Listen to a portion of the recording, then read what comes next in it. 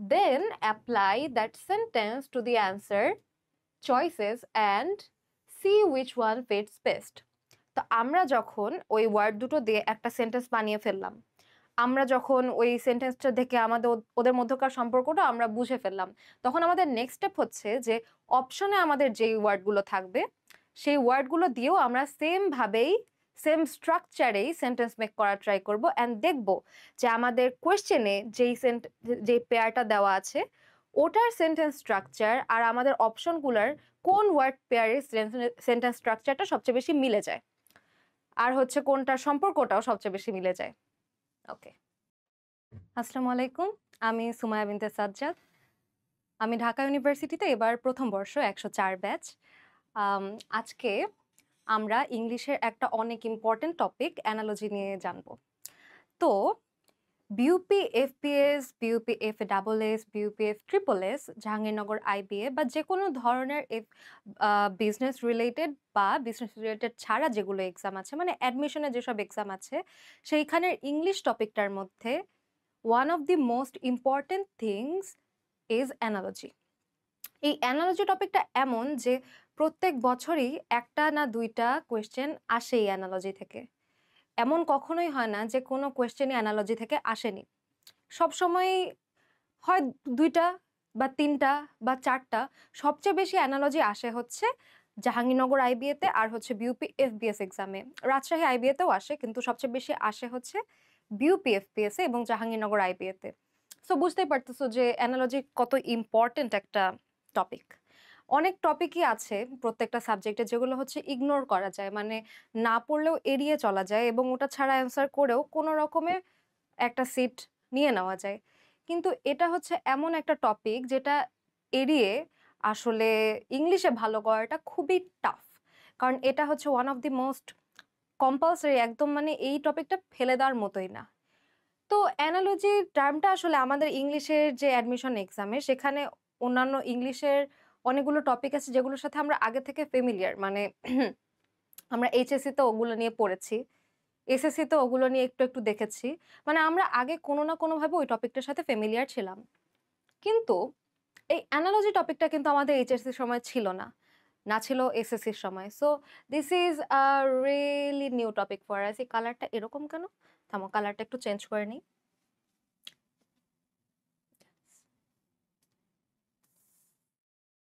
তো এই অ্যানালজি টপিকটা আমাদের জন্য একটু ব্র্যান্ড নিউ।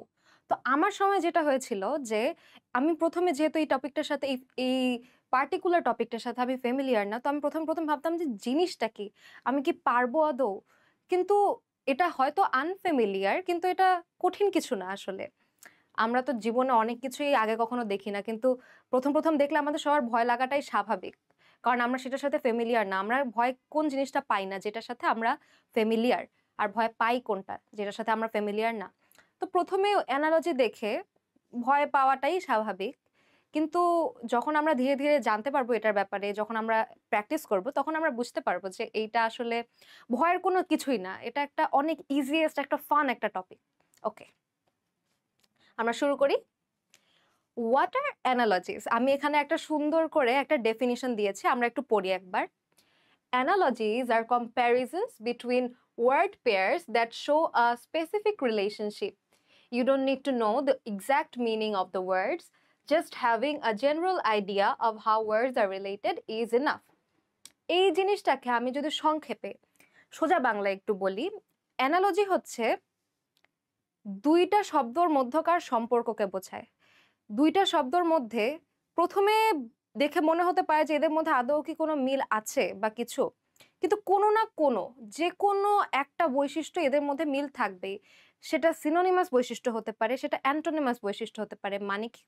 মানে হচ্ছে আমরা বাংলা ব্যাকরণে অনেক সময় অনেক জোড়া জোড়া শব্দ পড়েছিলাম, তো ওই শব্দগুলো অনেক সময় বিপরীত শব্দ ছিল, আবার কখনো ছিল সমার্থক শব্দ। তো অ্যানালজিও ব্যাপারটা এরকম যে দুইটা শব্দ দেওয়া থাকবে এবং তাদের মধ্যে কোনো না কোনো বৈশিষ্ট্য মিল থাকবে, তাদের মধ্যে কোনো স্পেসিফিক একটা আমরা ক্যারেক্টারিস্টিকের মিল দেখতে পাবো, তাছাড়া অ্যানালজি হয় না। অ্যানালজি মানেই হচ্ছে দুটো শব্দের মধ্যকার তুলনা, দুটো শব্দের মধ্যকার সম্পর্ক। তো আমি এখানে যেটা লিখেছি, অ্যানালজিজ আর কম্প্যারিজনস বিটুইন ওয়ার্ড পেয়ার্স। এই যে ওয়ার্ড পেয়ার্স মানে এখানে সব সময়ই দুটো করে শব্দ থাকবে আর ওই পেয়ারটার মধ্যকার বৈশিষ্ট্য নিয়েই আমরা আলোচনা করব। That show a specific relationship, মানে হচ্ছে ওই ওয়ার্ড মানে ওই ওয়ার্ড পেয়ারটা মানে ওই দুটো শব্দর মধ্যে কোনো না কোনো স্পেসিফিক একটা রিলেশনশিপ থাকবেই। তাদের মধ্যে কোনো মিল বা কোনো অমিল বা কোনো না কোনো ভাবে ওরা একজন আরেকজনের সাথে রিলেটেড। এটাই আমি লিখেছি যে word pairs that show a specific relationship. You don't need to know the exact meanings of the words. এই যে হচ্ছে না কেন, এই যে you don't need to know the exact meanings of the words, মানে হচ্ছে ইংলিশ এক্সামে না আমরা এমন অনেক সময় হয় যে অনেক ওয়ার্ড আমাদের কাছে ফেমিলিয়ার না, আমরা চাইলেও আমরা পৃথিবীর সব ওয়ার্ড জানতে পারি না, আর আমরা জানিও না যে পরীক্ষার সময় এক্সাক্ট কোন ওয়ার্ডটা আসবে। আমরা জানি যে এগুলোর মধ্য থেকে আসতে পারে কিন্তু এর বাইরেও আসতে পারে। তো আমরা যখন অ্যানালজি সলভ করব তখন যদি দেখি ওয়ার্ড পেয়ারগুলোর মধ্যে একটা ওয়ার্ড আমি জানি আর একটা ওয়ার্ড আমি জানি না, কোনো সমস্যা নেই। আমাদের প্রত্যেকটা ওয়ার্ডের স্পেসিফিক মিনিং জানতে হবে না, আমাদের শুধু জানতে হবে ওই ওয়ার্ড দুইটার মধ্যকার সম্পর্কটা কি। এটাই হচ্ছে অ্যানালজির উদ্দেশ্য। এটার জন্য আমাদের ভোকাবুলারি মাস্টার হওয়ার কোনো দরকার নেই, আমাদের শুধু ওদের মধ্যকার সম্পর্কটাকেই যদি আমরা বের করতে পারি তাহলে মোর দেন এনাফ। ওকে, এই যে এটাই লিখেছি আমি, just having a general idea of how words are related is enough. মানে হচ্ছে তোমার ওয়ার্ডের একদম গুঁড়ো বৈশিষ্ট্যটা তোমার জানতে হচ্ছে না, তোমার জন্য এই দুটো ওয়ার্ড কিভাবে রিলেটেড এটুকু জানাই এনাফ আমাদের অ্যানালজি সলভ করার জন্য। কারণ আমরা একটু আগেই পড়েছি অ্যানালজি হচ্ছে দুটো শব্দের মধ্যকার সম্পর্ক, সেটা বিপরীতার্থক সম্পর্ক হতে পারে, সমার্থক সম্পর্ক হতে পারে। আমরা নেক্সট স্লাইডে চলে যাই। এখানে একটা আমি কি টিপ দিয়েছি, ইউজ আ টেস্ট সেন্টেন্স। তো আচ্ছা, আগে আমরা হচ্ছে এখানে ডেফিনিশনটা পড়ে নিই, তারপর আমরা বিস্তারিতভাবে জানছি।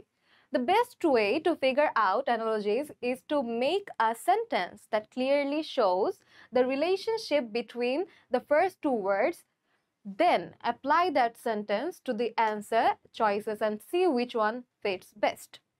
মোট কথা, সোজা বাংলায় আমি যেটা বুঝিয়েছি যে দুটো ওয়ার্ডের মধ্যকার সম্পর্ক আমরা অনেক সময় প্রথম একবার দেখে আমরা না বুঝতেই পারি, স্বাভাবিক, উই আর সুপার হিউম্যানস।